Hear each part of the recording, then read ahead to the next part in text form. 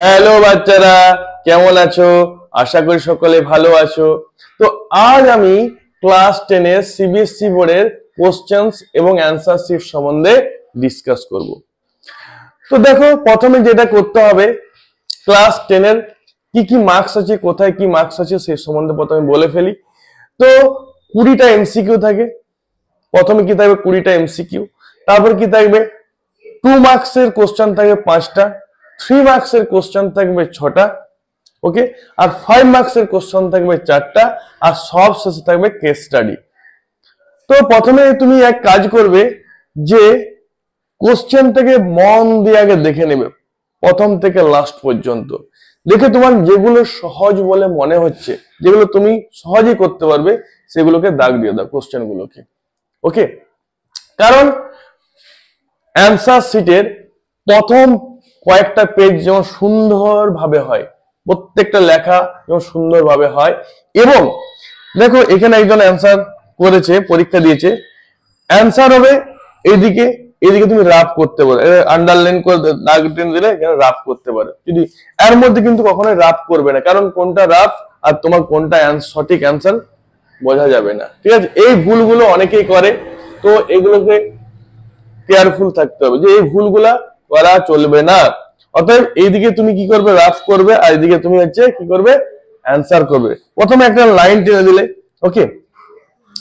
কোন কোশ্চেনটা হচ্ছে যেমন দাগ নাম্বার, তার আগে একটা কথা বলে রাখি, প্রথমে তোমার নাম, রোল নাম্বার, এগুলো কিন্তু ভালো করে লিখবে, কারণ এটা হচ্ছে তোমার মেন, তোমার খাতার আইডেন্টিটি, ওকে। তারপরে তুমি কি করে প্রত্যেক যেগুলো কোশ্চেন গুলো সহজ বলে মনে হচ্ছে সেগুলো প্রথমে তুমি সেগুলো অ্যান্সার দিয়ে দাও।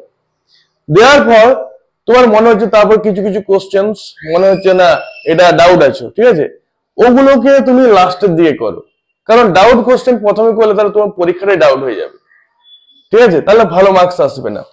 তাহলে কি আমি তোমাকে বললাম যে বারবার তুমি যেটা করবে, যেগুলো আগে তুমি পারবে সেই সমস্ত কোশ্চেন গুলো আগে করে ফেলো, ওকে।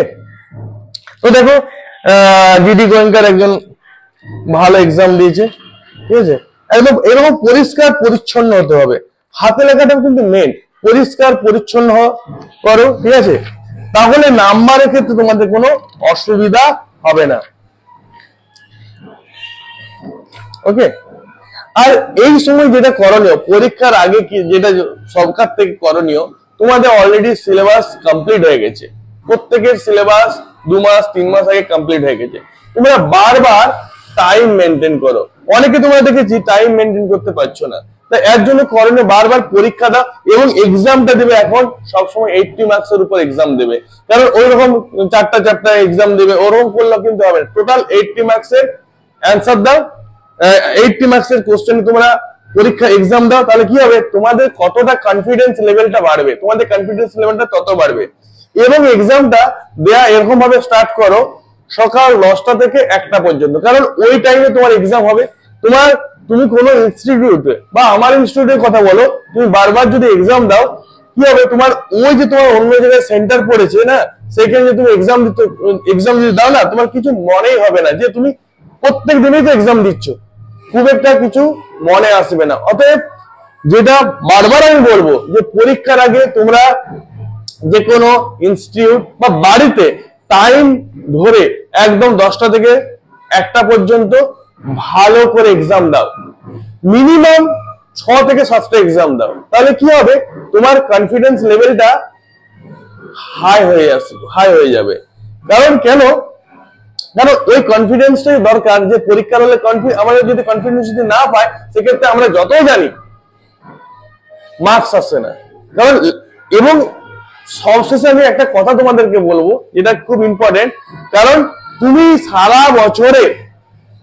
বছর তুমি যা পড়েছো, তোমার এই 3 ঘন্টায় তোমাকে জাজ করা হবে, তুমি মিডিয়াম স্টুডেন্ট না ভালো স্টুডেন্ট না যে খারাপ স্টুডেন্ট, সেটা তোমাকে ওই 3 ঘন্টার মধ্যে সারা বছরে যা পড়েছো সেটা তোমার 3 ঘন্টার মধ্যে তোমাকে জাজ করে ফেলবে, ওকে। বিশেষ আর কিছু কথা বলবো না, যে কথাগুলো বললাম মন দিয়ে মনে রাখবে এবং ভালো করে তোমরা পরীক্ষা দাও, ঠিক আছে।